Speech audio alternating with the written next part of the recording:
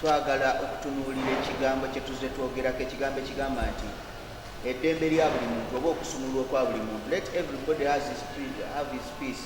Leka buli omu abeere n'eddembe. Era buli muntu abeere ne freedom.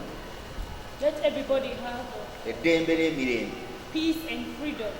Waleme kubeerawo omuntu yenna Such that there is nobody eyeerowooza okuba nti tasobola. who thinks that he cannot. Nina omusajja eyayogera ebigambo eby'amagezi naye bwe yali awandiika ekitabo kye ekiyitibwa Winning Attitude. There is a man who wrote a book, and when he was thinking about a winning John attitude, Maxwell yawandiika n'abuuza ekibuuzo mu part 1. John Maxwell asked a question in part 1. N'agamba singa wabadde tewaliwo kintu kye bayita okulemererwa. He said if there was no failure, Kiki kye waalikoze? then you, what would you have done? Ekibuuzo ekyo kinene singa oba otaddeyo ebiseera okukirowoozaako. That question is so wide. If I told you Kiki kye waalikoze singa okimanyi nti buli kyokola teri kulemererwa? what would you have done if I told whatever you do? Awo abantu bwe bazuukukira ne bagamba oyinza okundaba, nze bayinza okundaba ne Uganda. That's when people raise up and say, how you can meet here. So nga mu ngeri y'emu buli kintu kyonna kisoboka singa oba otegedde. Yet in the same way, everything is possible if I told you understood outhandle. N'olwekyo kino si kiseera kya kulowooza nti bigaanye era watandise bulungi. This is not a time to know that it has failed. Nazze njogere ku nsonga abantu ze balina okulwanyisa obulamu bw'abantu bulina bubeere busobole okutambula obulungi. I came to speak about issues so that people's lives can move on well. Olunaku lwajjo nina omuntu eyankubidde essimu yagijje ku njiri ezibeera ku mutimbagano. Yesterday, I had somebody who called me and he called the phone on different media. N'agamba musajja gwe mpuliriza ebbanga ddene by'osomesa. He said, I've heard a lot of what you've been always speaking. N'agamba naye kyenkusabira kiri ekintu kimu. He said, what I pray for you is only one. Katonda akubikkula amaaso akuzuule. Let God help you to be opened in the eyes and you will be found. Katonda akubikula amaaso osobole okuzuulibwa. N'agamba because even me I was once lost and I was found. Now I'm free by the blood of Jesus, my personal savior. Kubanga nange nali nabula naye Mukama yanzuula oyo Yesu Kristo. Bwe yayogedde ekigambo ekyo When he spoke that word, nenzijjukira abazungu abaawandiika ebyafaayo nga bagamba nti mu mwaka bwe guti John Speak discovered this. and I remember the whites he spoke in this Mu year. mwaka bwe guti n'ebibuga byaffe ne tubituuma Fort Portal singa nfuna obuyinza mu Uganda ekibuga ngenda kikyusa erinnya. Waliwo ebifo eby'enjawulo Victoria biki. Do you need a white man to come to you akugambe nti kati nkuzudde naawe olyoka otegeere nti kati kirabika gyendi. Tewetaaga muntu yenna kukuzuula olyoka otegeere. I was once lost in what ndabulamu. Simanyi gye kugamba waliwo ebintu ebyatuyingiranga bw'oba tosumuluddwa bw'oba totegedde ojja kubeera musi eva ng'obisa amaaso go nga tolaba. There are some things if I told you don't understand, you will always be blind. Kyekyo omusajja omusomesa era kyeyabuuza gwe sijjukira That's what the white oba man kibulamu said. simanyi. N'abuuza nti do you need anybody? Yali former omukyala bamuyitaani omukyala yali ambassador, former ambassador what mu UN naye mwerabidde erinnya fesi gye nzijukira bwafaanana Kihomboti, bamuyita Kihomboti n'erinnya eddala ye yakyogera ekyo. Say this word that. N'agamba Elkana oba Elkana Kihomboti n'agamba do you need just somebody to tell you that you exist, I have found you, osobola okutegeera nti kirabika gy'oli. She said, wetaaga omuntu yenna asooka akuzuule, then you may know that now you will live. Bino ebiseera bye tulimu era natunuulidde ne ŋŋamba tukyetaaga okusomesa. Abantu bakyali mu mbeera egamba nti tetugenda kuwakana nnyo na bintu nti oba he saved you, Jesus saved me, I was once lost. Tetuwakana nabyo naye tusooke twebuuze you were lost in what? Let you ask yourself, wali wagulira wa? History awo kyeva eyogera n'egamba nti okay, abantu mu Africa, abantu abaddugavu balina gye baali naye oli bwe yava ebweru najja n'abasanga n'agamba gye muli mbazudde awo olwo lwe baategeera nti maybe they do exist. the whites that did that and then found the blacks, then the blacks knew that they now exist. Nti bakulokola, now you were saved, you were safe. Saved in what? They saved you and you are saved. Ekigambo kirungi. It is good. Kirina gundi sound nungi. It is good. N'amakulu malungi. It has good meaning. Naye tuleme kugaana kwebuuza naye kiki ddala kye baatulokolamu kiki ddala. Don't refuse to ask yourself, why were you saved? Ng'olwaleero okyabonaabona n'endwadde ze baakukolera nga zitutte emisana n'ekiro. Tukyabonaabona n'abakulembeze abanaafuusa abatunda eggwanga buli lunaku. Tukyabonaabona n'emisolo gye tusasula egitukamula n'omusaayi, n'otuuka mu ddwaliro nga temuli ddagala naye nga buli lunaku osasula emisolo, n'otuuka ku luguudo ng'olinga azizza omusango, mu nsi gye wazaalibwamu olinga alina omusango. We were once lost and found where? And we are saved in what? When you are still struggling with the taxes and we pay them, they are very high, but we don't have what. Nga tukyalina abantu abagezaako okwagala okuzuula oba oli awo ku ddagala naye nga babeera nga abazizza omusango singa liba lyavudde mu beeru olwaleero twalibadde tuliribetingako ng'olutalo weeruli. Even Africans who have tried to get the knowledge of discovery nga tukyalina amateeka agatakolerako ddala. We have laws that even don't work. Nga basiviliani bali mu makooti g'amagye gye bakubibwa emiggo. When the civilians are suffering there in nga tukyali mu mbeera ng'omuntu akwatibwa n'amala mu kkomera omwaka mulamba nga taleteddwa na mukooti tewali amanyi gye yalaga. When we still have people taken to court, but even we don't know what is happening to them for a nga tukyalina obuli bw'enguzi obw'ekika ekya waggulu. When we have corruption and bribery. Nga tukyalina education etatuyamba kulowooza naye tuyamba ereeta okujjukira n'okulisetinga abafuzi abatusiba bye baakola ne bye bakola leero. When we have the education system that is just binding us. Mukama singa Katonda abaddugavu atuyamba n'atuwa ekisa ekirala tujja kweyongera okuleeta ebiteeso ng'omuntu okubeera omukulembeze mu Uganda tetugendera ku bitabo bye yasoma tugendera ku biki bye yakola okutuuka mu myaka egyo. Kiki kye yakola? Abawala b'ennaku zino balina ekintu kye bansanyusaako. Bw'afuna omuntu yenna ng'amukwana ayagala muwasa ebirowoozo ate kino tekiriiko kulimba mazima. Oba mulokole oba mukatuliki musiraamu oba wa ddiini ki, ebirowoozo by'omuwala yenna nga bamukwanye ayagala okuyigira mufumbo asooka kutunuulira omusajja alina kaki. Nowadays the girls just say, if you're calling me or want to take me for marriage, what do you have? Tatunuulira bitabo bye wasoma. It does not look at the books that you have. Nina diploma mu bimuli I binkolera have ki? diploma in flowering and gardening. Nina degree mu magumba. So what? Degree in bonds. What I don't help me. Nina simanyi doctorate simanyi mu kibinkolere ki? I have doctorate in what? Asooka kutunuulira ennyumba gye wazimba eriwa. Where is the house that you constructed? N'entunula yennyini endabika n'ebintu by'okoze. Even the things that you've done. Era akubuuza okola mulimu ki? She'll ask you, what work do you do? Atuuka n'okubuuza osasulwa ssente mmeka? How much are you paying? Okozeeyo kaki? What have you done? Tebatunuulira biki bye wasoma. They don't look at your books. Atunuulira ki ky'olina, ki They ky'okoze. look at what you have. Abalina endowooza endala bayinza okukiraba nti obuba bubbi, abawala babbi, nedda si babbi. Others may Abantu say baakoowa because ennaku. people are really fed up of sorrow. Naye olwaleero But today, abakulembeze be tulonda the leaders we elect, ate mu Uganda yansanyusiza ku mulundi guno. Buli muntu gw'olaba nga yalondebwa abantu talina buyinza. Era talina kyasobola kukola. anybody elected by people does not have the authority and can do nothing. Kati tuli mu confusion of politics. Now we are confused about ebyobufuzi. Jozi natunuulira MP Yesterday, chairman LC5 sijja kwogera district ye Yeah. LC5 oyo nabeera muntu munene yes.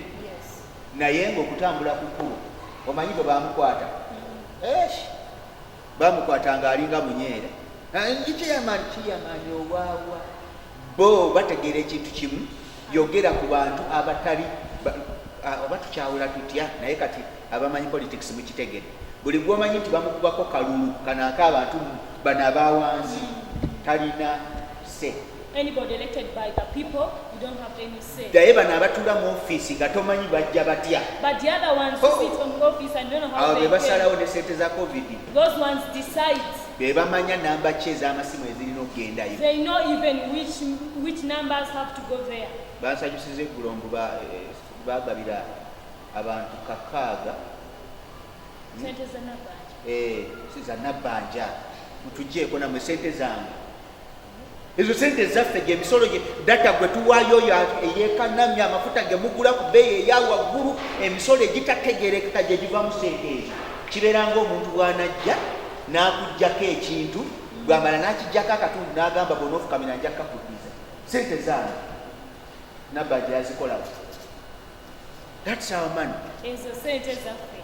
The government cannot give you anything that did take from you. Government esobola kuwa kintu kyonna ekyo kyetakutwalako. Okay? Bagabye baliwo abantu be bawadde sente emirundi ebiri. The people they gave money twice. Esatu. Even twice. Mirundi esatu. Nagenza okuwulira ennaku zino ng'ate General Salim Saleh isi ye General. Ate yagaba sente eri abantu abazeetaaga abanene. Nabadde nnoonyereza akola mulimu ki? Nowadays now it's general. Sente zagaba zivaawa. I ask myself where is he getting the money? Nenzijukira nti ndi mu Africa mu Uganda nentegeera omulimu gwakola. Then I knew I'm in Africa and I knew. So you were saved in what? Walokolebwa mu ki? Era you were once lost but now found in what? Wali wabula era n'osangibwa ng'osangibwawa. Ebyo bye bimu ku bintu bye tulina okulwanyisa buli muntu ali wano yenna. Anybody around here. Kino kye kiseera ekyokuyimirira otegeere. There will some high time for you to stand and nti know ebigambo ebyokwerimba biweddewo. that words of lie are Otandike okukozesa omutwe gwo. use your head. Okole ekintu ekituufu ky'omanyi nti kijja kujja mu nnyanga nga tolindirira muntu mulala yenna kuyamba okuva mu mbeera gy'olimu okugenda mu mbeera entuufu. And do the right thing. Don't wait for somebody to help you take you to Tuli ba mukisa nti Katonda bwe yatonda abaddugavu n'abantu ffenna yatwagala n'atuwa byonna bye twetaaga. We are blessed that when God created us, He gave us everything that we need. But the challenge we have now Naye okusoomoozebwa kwe tulina is kati how we are going to fight that negative side. y'engeri gye tugenda okulwanyisa sayidi eri embi. And all your negative sides cannot be fought and won unless you know what the truth is. Era tosobola kulwanyisa sayidi eri embi mpozi ng'otegedde amazima kye ki. Abekubo tukyagenda. Tugenda. Chapter 7 and verses 2 in the book of John. Yokaana essula y'omusanvu oluyo olwokubiri. Now the Jews' feast of the tabernacles was at hand. His brethren therefore said unto him, Depart hence and go into Judea, that thy disciples also may see the works thou hast done. For there is no man that doth anything in secret, and he himself seeketh to be known openly. If thou dost these things, show thyself to the world. Bino ebigambo bya Bayibuli gye bavvuunula ng'eyagivvuunula omusajja eyali omusiyazi ate omulogo gwe bayita King James. These words were Eyavvuunula Bayibuli eno by ekitabo the man. ekyamanyi kye yawandiika kye batajja babuulira abasumba bonna tebajja kibabuulira bakiyita demonology. Ekitabo ekye demon, from the word demon. King James. Yes. Era yavvuunula ebigambo by'ensoma naye nga bagisomesa nnyo nti yesinga obulungi n'obutuufu. They taught it everywhere, those Bibles. Teweetaaga just kulowooza bubi naye fumitiriza ku bigambo byonna otegeere. Wabula waliwo ekigambo eky'amagezi. There is a word of wisdom in it. Ebiseera eby'embaga bwe byatuuka, ebiseera eby'embaga feast When time for the feast came, ey'Abajuusi. the feast of the Jews, Kandi bagamba nti abajuuzi baabwe ne bajja gyali ne bamugamba wali mutwaliza kukola bintu bwe biti n'abiziika n'abisirikira. the disciples said, there is nobody who can do this. Bino ebintu by'okoze birina okugenda ensi ebimanye. And these things that you have done, people might know about them. Neither did his brothers believe in him. Ne baganda be tebamukkiriza. Even the brothers did not believe him. Ekyo nakyo kankiyiteko katono ndyoke nziye waggulu ku mulamu. Tewali muntu agenda kukkiriza mba naye mukimanye emirundi gyonna abantu abakuliraanye tebakukkiriza. Just to know, most of the time, those next to you, they will not believe. Mumwe mwenna abawulira enjiri eno bw'obanga olina figa ennungi kyegendereze Amongst you, those with good figures who look good. tewali muntu mu b'obeera nabo agenda kukkiriza nti olina figa ennungi okuggyako nga ayagala kuki. Nobody will believe that you really have a good figure. Tekisoboka. It is knowing. Era bonna b'obeera nabo And all those you stay with, they will say, alinga anaagwa bakikozesa kuvuma. they use it bw'oba olina to akabina nga provoke. kanene If you have a big bum, alinga anaagwa simanyi yeetisa ebiki alinga alina obudde omulemabe bw'obeera n'ebbeere y'ebbeere eddungi lyeririwo oba buno obutiri obwaganene kyonna ekikubeerako abantu abakuliranye bakikozesa kujjolonga. whatever is upon you, people around you use it to provoke Okay? you. Tewali muntu asobola kukkiriza Nobody can accept kiki ky'olina bulungi bwakyo. the good thing that you have on you.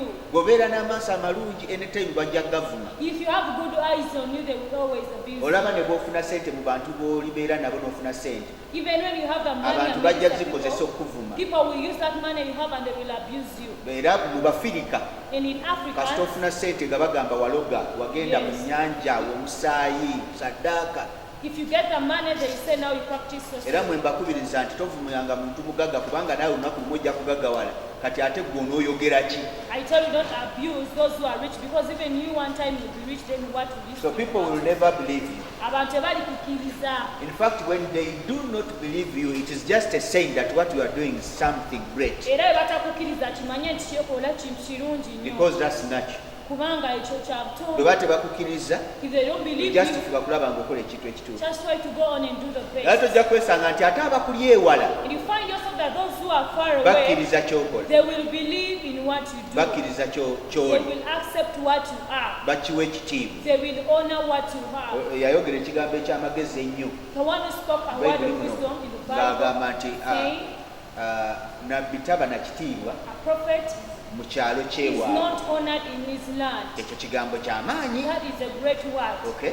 Yes. Waliwo eyaŋŋamba kati oba tokkiriza bintu ebyo eby'amadiini kati ne bayibuli yaffe giveeko. Somebody told me, if you don't breathe the religion, then leave our Namubuuza Bible. bayibuli yammwe yeeriwa. I asked him, where is your Bible? Kiki otamanyi ne mugamba nedda. I asked him, Bayibuli what zemmanyi is- ziwere 12. The Bibles that I know Zirina ebitabo eby'enjawulo, have different books. zirimu ebigambo bya njawulo. Eyammwe They gy'oyagala have nveeko different yeeriwa. ones. Where your Bible that you want me to live, where Kubanga is nze it? buli kitabo kyonna nga kirimu ebigambo eby'amagezi tuteekeddwa. Ekintu kyonna olaba abazungu tebaagala Africa.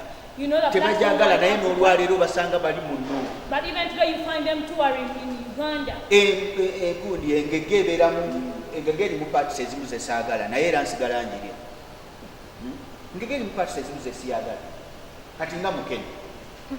Mukene ali mu paatisi ezimu ze saagala naye olw'okubanga alimu ekibuga ekirungi sigala mulya buli. Saakugamba okulya Mukene emimwa ogirya ennyindo ogirya Silverfish, ebibiro bino obirya saakugamba luti n'obukyala bwayo Obulia. lwako kamukeno lwayo kaba kasajja n'obusajja obulya nekikafumira kati kyekyo kugamba nti ekintu kyonna gwerondamu ekirungi tewesiba nnyo ku nsonga n'enkwawa zaako can you imagine byonna olya buli You just eat. kyova olaba kalimu katingege Now the amagumba fish osuula and the bones you throw waliwo away. osanga eminyira n'olya egyengege gyonna obusomi obuva mu magumba giba ebintu biba bweru Muliisa. mubuliiso okuva ku ekyo ekyokuliiso gwe kwata engege ekutunuulire gikiisinga oginonga omulumi olabe ekivaamu ate ndowooza okiraba mubeeramu ebintu biringa binyira naye gwe funa ekirungi mu kintu Get something kirye good kitwale out of kikozese something and ebitali then birungi things. bireke The wrongs just n'olwekyo leave them bino alone. ebirungi tubikozesa We use the good things. mulabewo anaabanga wa mu nyumba. That's very good Your enemy statement. will always be in the house. And very true. It's true for that. Okay? Yes. Mulala n'ayogera wano n'agamba nti tebakkiriza naye ekyo ky'olina ensi yonna put it openly si yonna ekimanyi. Another thing is that they did not believe Content you, but eri what you wano. want, just put it everywhere. Bino The bye content biseera here. buli muntu yenna These are the times that everybody weerwaneko there okulaba ng'obusobozi bwe buvaayo obulaga ensi. first fight yourself to see that your ability comes out. Obusobozi Show bwe it bulaga everybody. ensi. Show your ability to the world. Tugenda concentratinga nnyo We are going to concentrate so okulwanyisa much. ebikulemesa kubanga when we talk about this reality we don't mean that divinity is useless. Bwe twogera Okwogera ku bino tetutegeeza nti ebyobwa Katonda tebigasa. Katonda mulamu takubaganyizibwako. God liveth and you cannot complain about him. Era waali afuga emisana n'ekiro. He reigns day and night.